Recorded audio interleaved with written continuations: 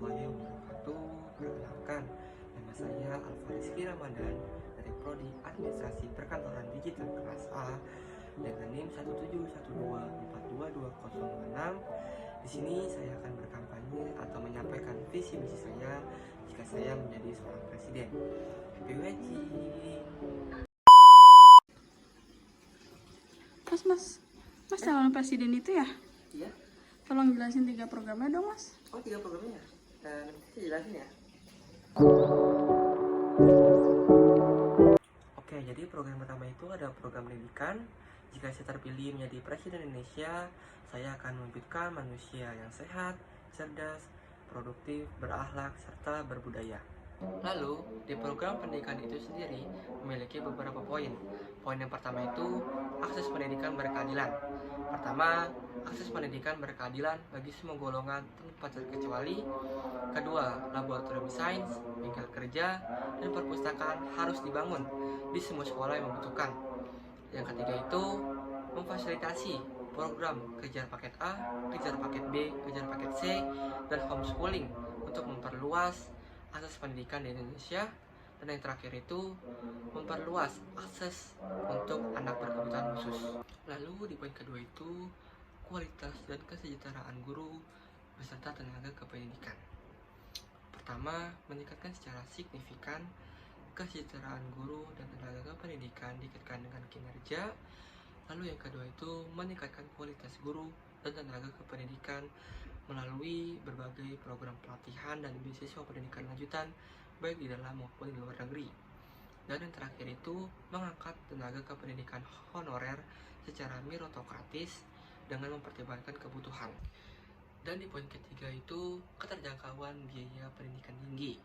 Pertama, memastikan di setiap perguruan tinggi negeri atau PTN menerapkan biaya operasional yang transparan dan berkeadilan sehingga seluruh masyarakat dapat mengakses pendidikan tinggi. Yang kedua itu menghadirkan kesempatan beasiswa secara merata untuk anak yang memiliki potensi, termasuk yang berasal dari keluarga miskin dan rentan miskin. Dan yang terakhir itu memberikan kemudahan akses untuk persiapan proses penerimaan calon mahasiswa ke perguruan tinggi, termasuk dari keluarga miskin dan rentan miskin. Poin keempat itu pendidikan vokasi dan lulusan berdaya saing. Pertama, mendirikan institusi yang bertanggung jawab dalam mengembangkan vokasi untuk memastikan partisipasi dunia industri dalam pendidikan dan pelatihan vokasi yang adaptif dengan kebutuhan dan relevan dengan potensi wilayah. Kedua itu memfasilitasi kemitraan antara sekolah menengah kejuruan atau SMK, perguruan tinggi, vokasi atau PTV dengan dunia industri dan dunia kerja, serta merevitalisasi peran balai besar vokasi sebagai sistem pendukung. Ketiga itu mendorong dunia industri dan dunia kerja untuk hadir mengajar di SMK atau PTV dan memastikan peran para guru atau dosen memperoleh pengakuan dengan mekanisme rekognisi pembelajaran lampau. Keempat itu pendidikan tinggi yang bermutu dan relevan. Kelima, memprioritaskan alokasi dana riset pada perguruan tinggi agar efektif dan berdaya saing. Keenam itu mengembangkan skema dana riset kompetitif bagi para dosen di perguruan tinggi. Ketujuh, mentransformasi tata kelola perguruan tinggi agar berdaya saing dan berdampak bagi dunia akademis, riset, dan masyarakat. Kedelapan, memfasilitasi kegiatan dan kerjasama akademik di kancah internasional untuk meningkatkan kolaborasi dan persepsi dunia terhadap perguruan tinggi nasional. Kesembilan itu memperoleh kolaborasi antara perguruan tinggi, pemerintah, dan swasta dalam mengembangkan riset dan inovasi yang berkualitas dan implementatif. Poin kelima itu ekosistem pendidikan yang berpusat pada anak. Pertama, memperkuat pembelajaran yang fleksibel dan sesuai dengan perkembangan zaman tanpa merubah kurikulum. Kedua itu mendukung komunitas atau organisasi bagian pendidikan yang berkontribusi dalam menghadirkan pendidikan berkualitas, terutama untuk masyarakat yang membutuhkan. Ketiga itu mendorong anak mencintai ilmu dan sains metode pembelajaran yang partisipatif dan menarik. Keempat itu, memfasilitasi perbaikan kualitas sekolah atau perguruan tinggi swasta sebagai bagian dari ekosistem pendidikan. Kelima itu, menghadirkan ruang literasi berkualitas melalui revitalisasi perpustakaan daerah dan memastikan sekolah memiliki perpustakaan dan bahan bacaan berkualitas.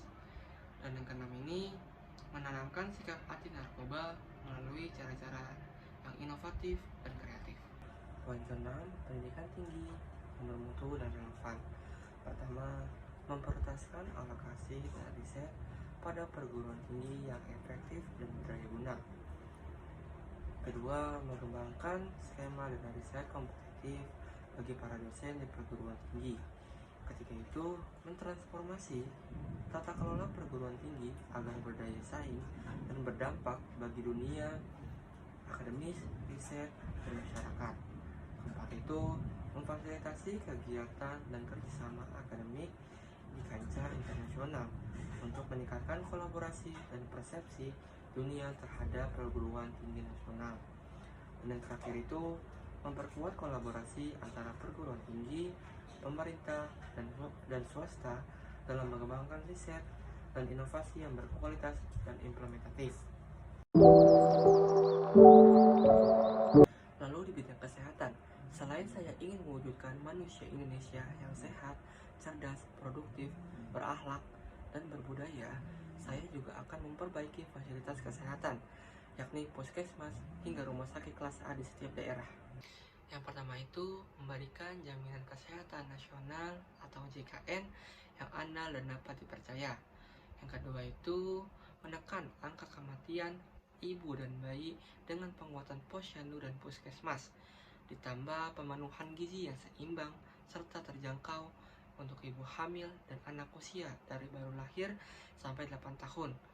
Yang ketiga itu, memperhatikan kesehatan mental masyarakat dengan cara memberikan edukasi tentang pentingnya kesehatan mental hingga layanan pengaduan 24 jam yang terintegrasi ke rumah sakit dan rumah aman. Yang keempat itu, memastikan tata kelola tenaga kesehatan, yaitu tercukupinya tenaga kesehatan dan medis di setiap daerah. Yang kelima itu, menyiapkan langkah sebagai kesiapan dan daya tahan terhadap pandemi, yaitu dengan mempercepat penghapusan penyakit menular hingga meningkatkan kesadaran masyarakat terkait ancaman pandemi berikutnya.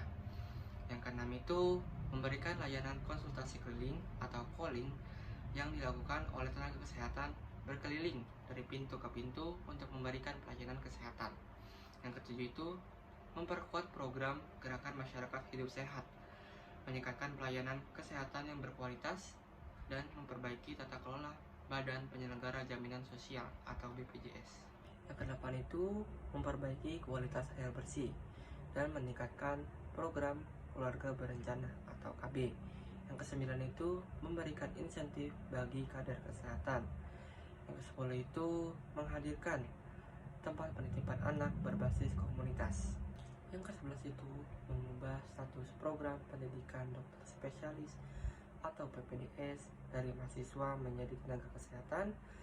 Yang ke-12 itu, mendukung program 1000 hari pertama dan pasokan gizi anak hingga usia 5 tahun. Yang ke-13 itu, target prevalensi TB di bawah 9%. Yang ke-14 itu, menurunkan kasus TBC 50% dalam 5 tahun. Dan yang terakhir itu, menurunkan hingga menghapus bea masuk alat kesehatan yang belum bisa diproduksi di dalam negeri. Belajar dari pandemi COVID-19. Pandemi COVID-19 ini sendiri sudah berlangsung selama 3 tahun, sejak awal tahun 2020 hingga tahun 2023. Mengingatkan kita pada sebuah kutipan lama seorang filsuf Jerman, Arthur Schopenhauer 1788-1186. Health is nothing everything, but without health, everything is nothing. Sejak awal pandemi hingga awal tahun 2024, lebih dari 700 juta penduduk dunia atau 8,75% populasi bumi telah terinfeksi COVID-19. Dengan kematian hampir 7 juta jiwa Di Indonesia tercatat 6-7 juta kasus dengan lebih dari 161.000 jiwa meninggal. Tidak hanya sisi kesehatan, pandemi juga berdampak negatif dan serius pada ekonomi dunia. Selama tahun 2020, produk domestik bruto atau PDB kolektif turun 3,4% atau lebih dari 2 triliun, sekitar 31.000 triliun. Dunia kehilangan output ekonomi. Dalam konteks ini, output ekonomi merujuk pada total nilai produksi barang dan jasa. Dunia secara keseluruhan kehilangan penurunan konsumsi, investasi, dan perdagangan internasional karena lockdown, pembatasan pergerakan, dan ketidakpastian ekonomi yang diakibatkan oleh pandemi.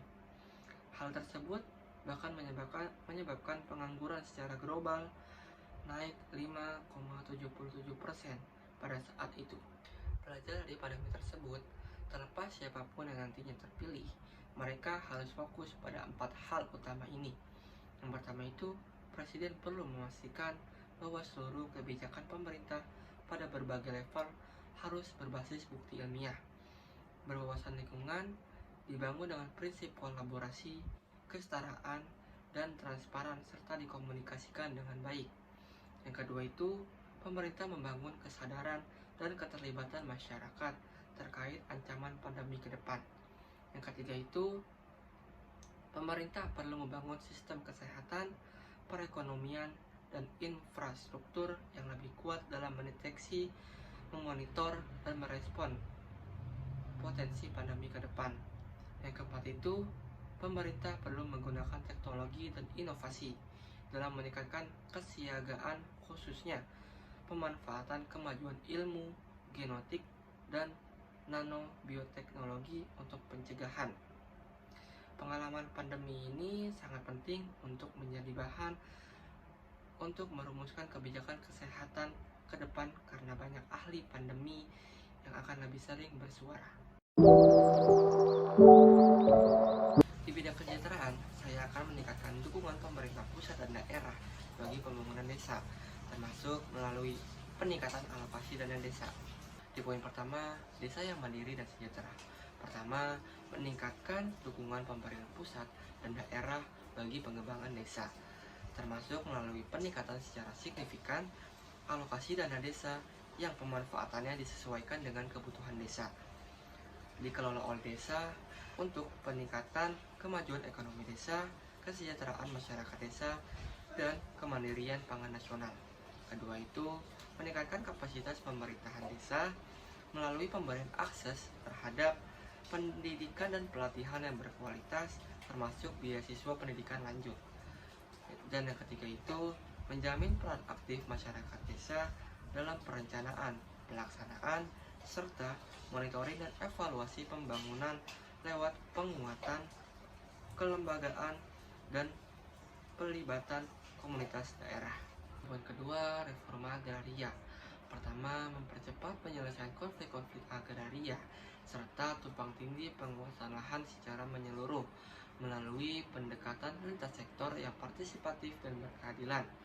Kedua itu, mempercepat pemberian hak atas tanah bagi masyarakat melalui upaya proaktif dari pemerintah dan memperkuat pengakuan hak wilayah masyarakat adat atas wilayah dan hutan adat serta seluruh sumber daya alam dalamnya melalui penyederhanaan proses administrasi dan peningkatan fasilitas pendampingan.